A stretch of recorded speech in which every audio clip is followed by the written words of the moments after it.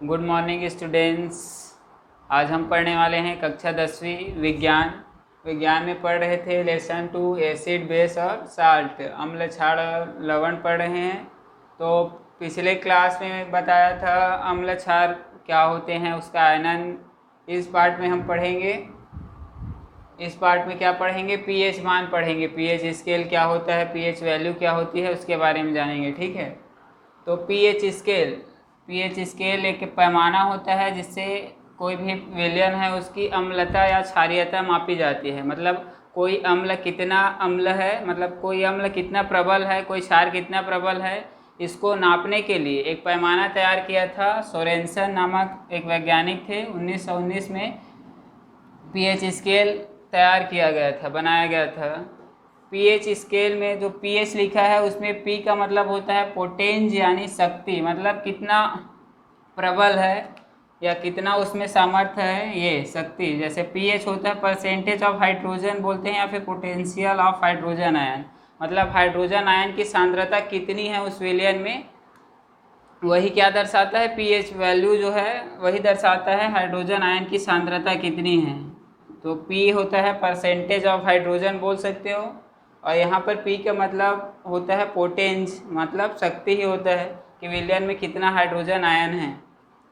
PH value ये तो scale है, जैसे मापने के लिए स्केल होता है सेंटीमीटर, वैसे टाइप का एक स्केल होता है जिसमें 0 से लेके 14 तक के क्या होते हैं, अंक होते हैं। मतलब पीएच वैल्यू जो है 0 से लेके 14 तक की होती है। पीएच वैल्यू क्या होता है? तो पीएच वैल्यू एक ऐसी संख्या है जो किसी तनु विलयन की अम्लीयता अथवा क्षारीयता को दर्शाती है। कोई तनु विलयन है उसकी अम्लीयता या फिर क्षारीयता को मापने के लिए पीएच वैल्यू का उपयोग करते हैं। इसका मान क्या होता है? 0 से लेके 14 तक हो सकता है। अगर परिभाषा देखोगे पीएच मान क्या होता है उसका, तो क्या होता है, किसी विलयन का पीएच मान हाइड्रोजन आयनों के ग्राम आयन प्रति लीटर सांद्रण का ऋणात्मक लघुगणक होता है। कोई विलयन है उसका पीएच मान हाइड्रोजन आयन के ग्राम प्रति आयन लीटर में सांद्रण जो होता है हाइड्रोजन आयन, इसका सांद्रण ग्राम आयन प्रति लीटर में, उसका ऋणात्मक लघुगणक क्या कहलाता है? पीएच कहलाता है। ये नीचे लिखा है पीएच इक्वल टू क्या होता है, माइनस में लॉगरिथम हाइड्रोजन आयन का ग्राम आयन प्रति लीटर में सांद्रण का उसका ऋणात्मक लघुगणक क्या कहलाता है? पीएच कहलाता है। या फिर पीएच को और हाइड्रोजन आयन में जो 10 की पावर होती है ऋणात्मक में, वही क्या कहलाता है? पीएच वैल्यू कहलाता है। तो पीएच इक्वल टू होता है गणितीय फॉर्म में, पीएच इक्वल टू होता है माइनस लॉग और हाइड्रोजन आयन का सांद्रण। यहाँ पर जो H प्लस है वो हाइड्रोजन आयन का सांद्रण है। H प्लस क्या है? हाइड्रोजन आयन का सांद्रण।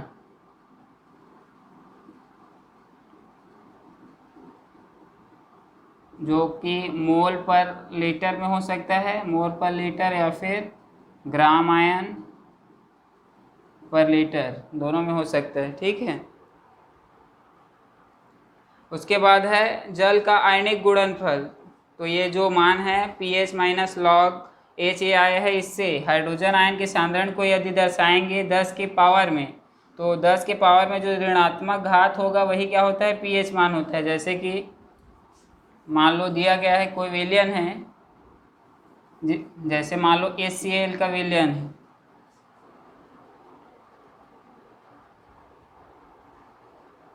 जैसे HCl का क्या है, एक विलयन है जिसमें हाइड्रोजन आयन की सांद्रता दी गई है 10 की घात है -3 मोल पर लीटर। ये उसका सांद्रता दिया गया है हाइड्रोजन आयन की 10 की घात -3 मोल पर लीटर।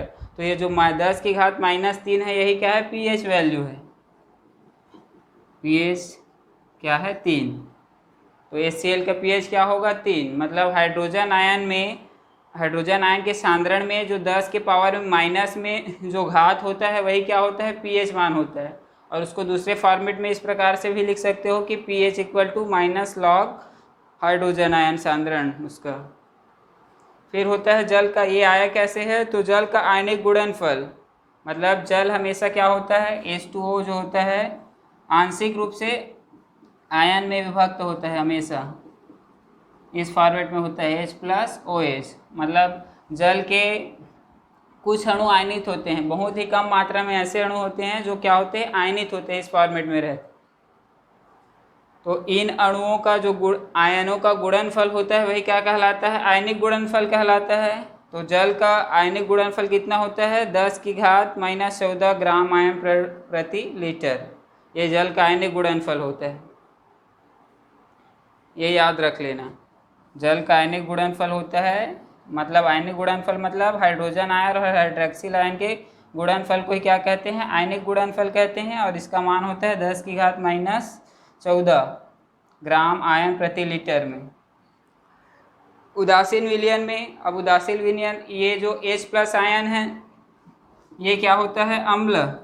आयनन पढ़े हैं तो आयनन में जानते हैं कि अम्ल क्या देता है, H+ आयन देता है, और क्षार क्या देते हैं, OH आयन।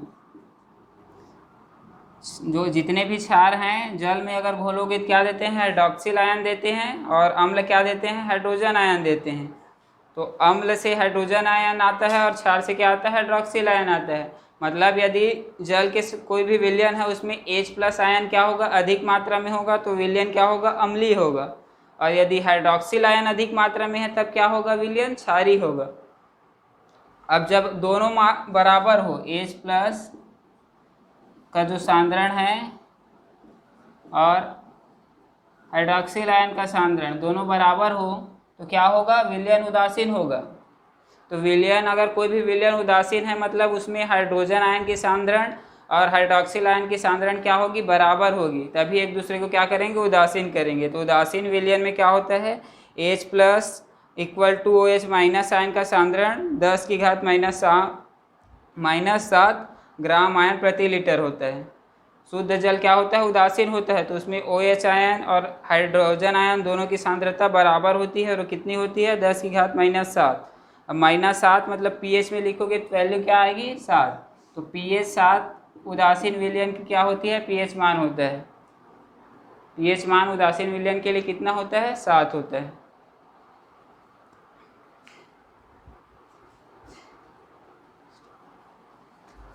तो कोई भी प्रबल अम्ल, देखो pH ये स्केल टाइप, ये pH स्केल है समझ लो, यहाँ पर 0 से क्या है, 14 तक की वैल्यू है। तो जैसे जैसे 7 से कम होते जाएगा अम्ल 7 से कम अगर pH मान है तो क्या होगा, अम्ल होगा, और जितना ज़्यादा कम होगा उतना ही क्या होगा, प्रबल अम्ल होगा। तो 7 से नीचे की ओर आओगे, कम होते जाओगे तो अम्ल की प्रबलता क्या होगी, बढ़ती जाएगी, और 7 से आगे की ओर जाओगे तो क्या होगी, क्षार की प्रबलता बढ़ती जाएगी और अम्लीयता कम होती जाएगी। 7 में क्या होगा, उदासीन होगा कोई भी विलयन। तो जिस विलयन का pH मान 7 से कम होगा वो क्या होगा, अम्ल होगा, और जिस विलयन का pH मान 7 से ज़्यादा होगा वो क्या होगा, क्षार होगा। और हाइड्रोजन आयन के रूप में 10⁻0, अगर 0 pH है मतलब क्या, 10⁻0 उसका हाइड्रोजन आयन का सांद्रण होगा। 10⁻⁻1 है सांद्रण, तो pH क्या होगा, 1 होगा। ये लिखा हूँ, 10 में माइनस जो घात होता है हाइड्रोजन आयन का वही क्या कहलाता है, उसका pH कहलाता है। तो 3 pH है तो 10⁻3 होगी हाइड्रोजन आयन की सांद्रता। अगर 7 pH है तो 10⁻⁻7 होगी हाइड्रोजन आयन की सांद्रता। जस्ट इसके उल्टा होगा हाइड्रोक्सिल आयन की सांद्रता। अगर हाइड्रोक्सिल आयन की सांद्रता लिखोगे तो OH- आयन, इसकी सांद्रता लिखोगे तो इधर से वो शुरू होगा, यहाँ पर 10⁻0 10⁻⁻1, ये हाइड्रोक्सिल आयन के लिए है ना, 10⁻-2 -3, मतलब इस क्रम को पूरा उलट दोगे तो क्या हो जाएगा, हाइड्रोक्सिल आयन के लिए होगा। अगर मान लो कोई क्षार का निकालना है, जैसे सोडियम हाइड्रोक्साइड क्षार है और इसमें OH आयन की सांद्रता दी गई है,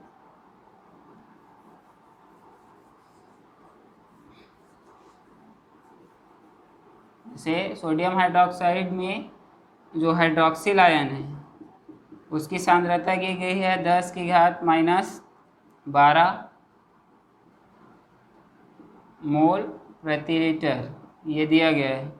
तो pH मान कितना होगा, 12, क्षार होगा। लेकिन यदि हाइड्रोक्सिल आयन के रूप में अम्ल की प्रबलता दी गई है, जैसे कि HCl ही है लेकिन इसमें हाइड्रोक्सिल आयन के रूप में दिया गया है कि इसमें हाइड्रोक्सिल आयन कितना है, 10⁻⁻12 नहीं, यहाँ पर क्या होगा -3। -3 हाइड्रोक्सिल आयन में जस्ट उल्टा, -3 मतलब क्या, 10 तो यहाँ पर pH वैल्यू क्या हो जाएगी, हाइड्रोक्सिल आयन लोगे तो उल्टा हो जाएगा ना, ये ध्यान रखना। मतलब ये जो 10⁻³ है तो 3 pH मान नहीं होगा, उस 14 में 3 घटाओगे वो pH मान होगा, क्योंकि इधर से क्या होगा 0, हाइड्रोक्सिल आयन उल्टा रहता है।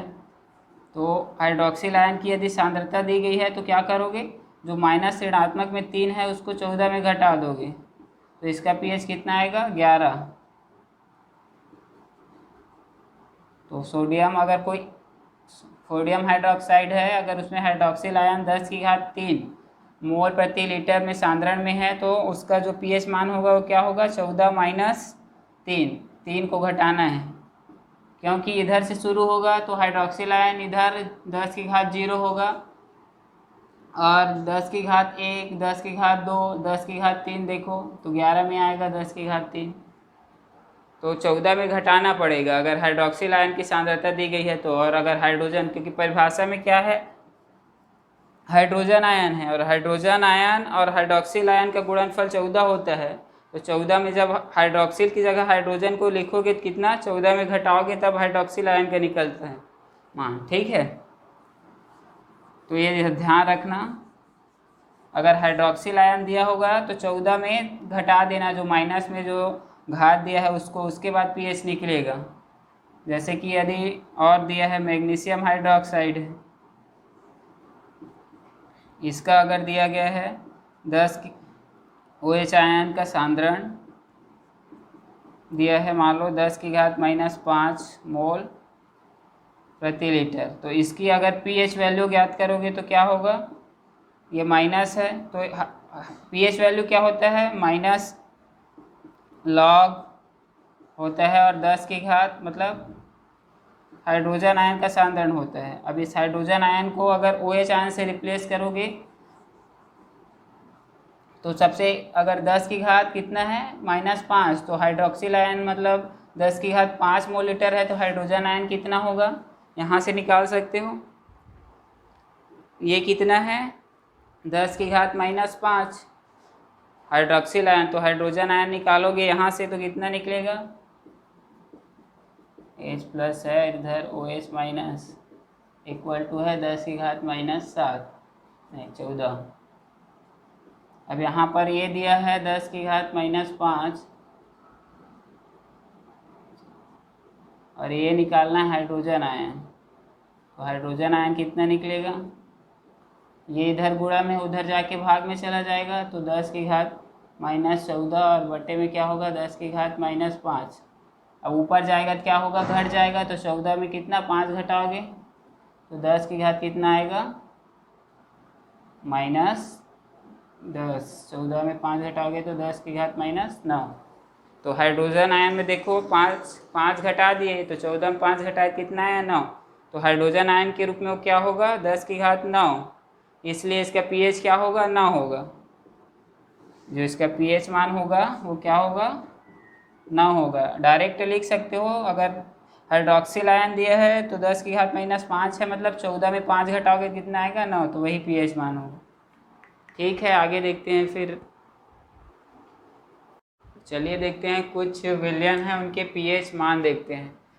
तो जो pH मान लिखा हूँ मैं वो लगभग है, एकदम परफेक्ट नहीं है ना, तो बुक से लिया हूँ, बुक से ही देख के लिखा हूँ, अपने मन से नहीं लिखा हूँ, तो देख लेना। इसके आसपास अगर pH मान कोई क्वेश्चन में पूछा गया है तो इसके आसपास की वैल्यू को टिक कर सकते हो, ऑप्शनल क्वेश्चन में अगर आया है तब।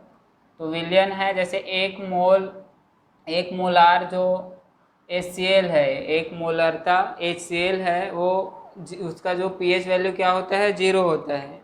1 मोल जो HCl विलयन लोगे 1 मोलार, उसका pH वैल्यू क्या होता है 0, और तनु HCl लोगे उसका pH वैल्यू क्या होता है 1।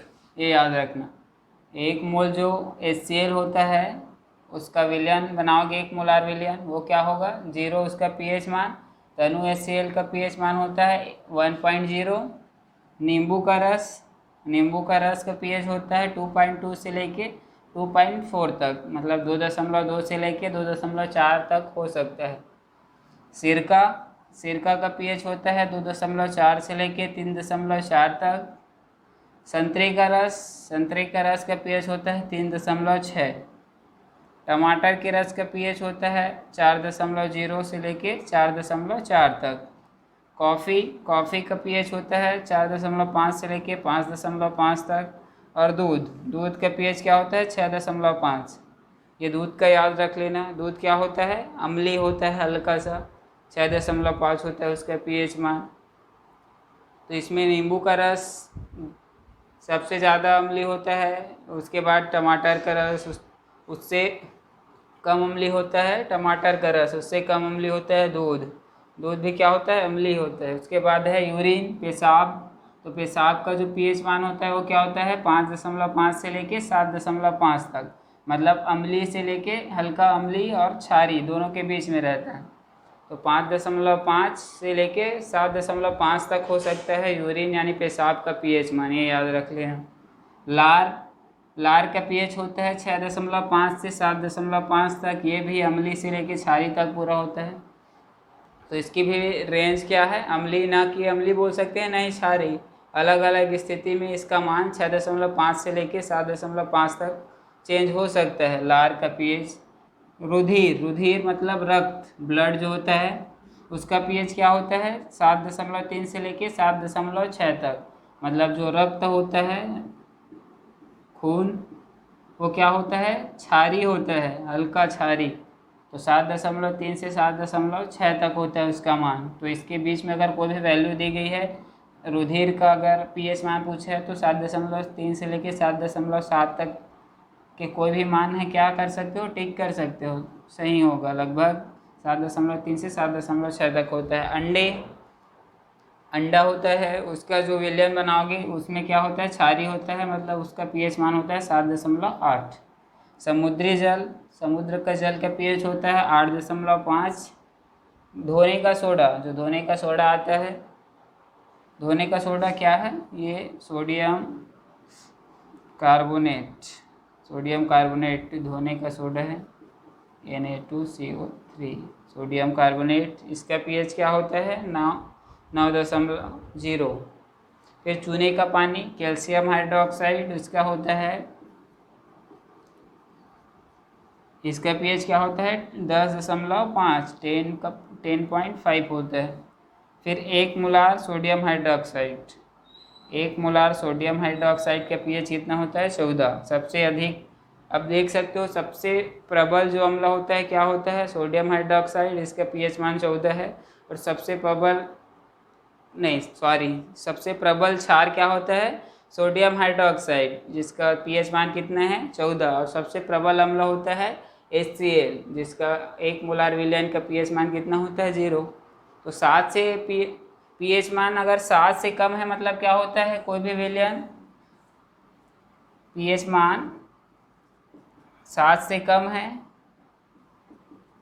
7 से कम, तो क्या होगा, वो अम्लीय होगा, विलयन जो है अम्लीय होगा। और पीएच मान यदि 7 से ज़्यादा है तो क्षारीय होगा, क्या होते हैं, क्षारीय होते हैं। तो यदि किसी विलयन का पीएच मान 7 से ज़्यादा है तो क्षारीय होगा, और किसी विलयन का पीएच मान 7 से कम है तो अम्लीय होगा। और 7 होगा तो क्या होगा, उदासीन। 7 होता है तब क्या होता है पीएच इक्वल टू, यदि 7 है तो विलयन क्या होगा, उदासीन। तो उदासीन विलयन का उदाहरण क्या है, शुद्ध जो जल होता है पानी, शुद्ध पानी 25 डिग्री सेंटीग्रेड पे उसकी पीएच वैल्यू कितनी होती है 7। तो कोई भी अम्लीय विलयन या क्षारीय विलयन में दोनों आयन होते हैं, H+ आयन भी होता है और OH- आयन भी होते हैं, ये याद रखो। क्योंकि कोई भी विलयन बनाओगे तो जल में घोलोगे तो जल में H+ आयन भी होता है और OH- आयन भी होता है। लेकिन यदि H+ आयन की मात्रा अधिक है तो विलयन क्या होगा, अम्लीय होगा। अगर H+ आयन की मात्रा क्या है, अधिक, तब विलयन क्या होगा, अम्लीय होगा। अगर OH- आयन की सांद्रता अगर अधिक है, मात्रा यदि OH आयन की अधिक है, तब विलयन क्या होगा, क्षारीय होगा। क्वेश्चन पूछ सकता है क्या अम्लीय विलयन में OH आयन उपस्थित होता है, तो उपस्थित तो होता है, लेकिन क्या होता है AOH में उसकी तुलना में जो H+ आयन है उसकी मात्रा अधिक होती है, इसलिए विलयन अधिक अम्लीय होता है। और क्षारीय अगर कोई क्षार है उसमें जो H+ आयन है होता है, लेकिन क्या होता है कि OH आयन की सांद्रता क्या होती है, अधिक होती है, इसलिए विलयन क्या होता है, क्षारीय होता है। ठीक है, ये याद रखना, AH+ आयन जिसमें अधिक होगा अम्लीय होगा, और OH- आयन जिसमें अधिक होगा क्षारीय होगा। न्यूट्रल में क्या होंगे, दोनों आयन बराबर होगी। उदासीन विलयन में दोनों आयन की सांद्रता बराबर होगी। ठीक है, फिर आगे देखते हैं पीएच वैल्यू के क्या उपयोग हैं, पीएच मान का। तो चलिए देखते हैं पीएच मान का दैनिक जीवन में क्या उपयोग है। दैनिक जीवन में पीएच जो मान है उसका क्या उपयोग है या क्या महत्व है। तो पहला है पाचन की प्रक्रिया और पीएच, मतलब पाचन में पीएच का क्या महत्व है।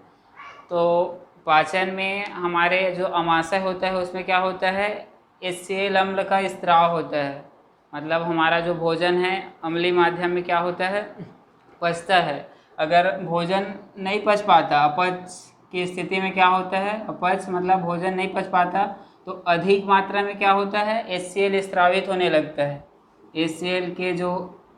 HCl यानी हाइड्रोक्लोरिक अम्ल का स्त्रावण क्या होता है, बढ़ जाता है, जिससे पेट में जलन, दर्द होने लगता है, एसिडिटी नाम सुने होंगे।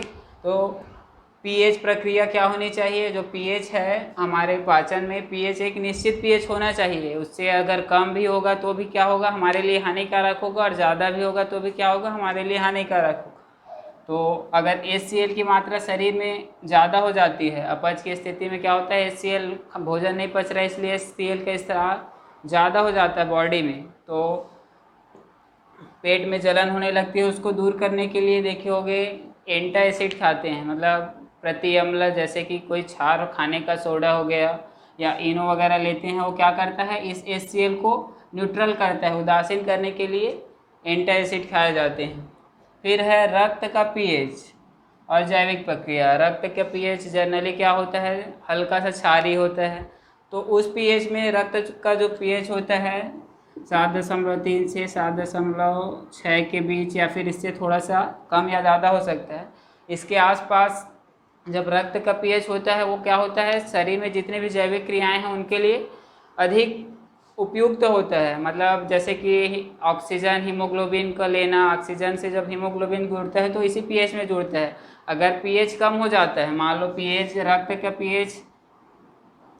का जो पीएच है अधिक अम्लीय हो जाएगा ना, तो क्या होगा, रक्त में जो हीमोग्लोबिन होता है, रक्त में हीमोग्लोबिन जो होता है उसकी आकृति चेंज हो जाती है, और उसका जो ऑक्सीजन ग्रहण करने की क्षमता कम हो जाती है। इसलिए रक्त का पीएच कम होता है तो सांस लेने में दिक्कत हो सकता है, ब्लड में जो हीमोग्लोबिन है उसकी आकृति चेंज हो जाती है, तो वो भी हानिकारक होता है हमारे लिए। फिर है लार का पीएच। तो लार का पीएच भी एक निश्चित रेंज में ही होना चाहिए। बताया हूँ लार का पीएच कितना होता है, तो उतने ही में ही रेंज में ही होना चाहिए। अगर उससे कम होता है तो दांतों में इनामेल नाम का एक तत्व पाया जाता है।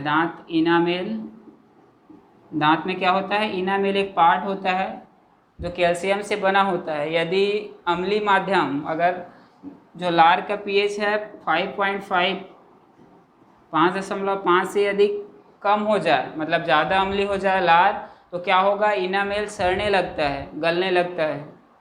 इसीलिए क्या करते हैं, दंतमंजन करते हैं। दंतमंजन कैसा होता है, क्षारीय होता है, तो सुबह और शाम को, हमेशा रात को खाने के बाद क्या करना चाहिए, दातून करना चाहिए, ताकि जो अम्लीय मान है वो क्या हो जाए, क्षार उसको न्यूट्रल कर दे, तो अम्लीय पदार्थ लार में कम ना रहे। इसलिए दांत में जब भी अम्लीय पदार्थ जमा होता है तो उसका इनेमेल क्या होने लगता है, दांत सड़ने लगता है। तो अधिक अम्लीय वाला कोई भी चीज़ ना खाना चाहिए। उसके बाद है पीएच और पौधे व जंतुओं की आत्मरक्षा। पीएच क्या, कुछ पौधे और जंतुओं में जो पीएच मान होता है या फिर जो अम्ल होते हैं वो क्या करते हैं, आत्मरक्षा करने का काम करते हैं। जैसे कि मधुमक्खी हो गया, मधुमक्खी के डंक, जो मधुमक्खी होती है उसके डंक में क्या होता है, एसिड पाया जाता है।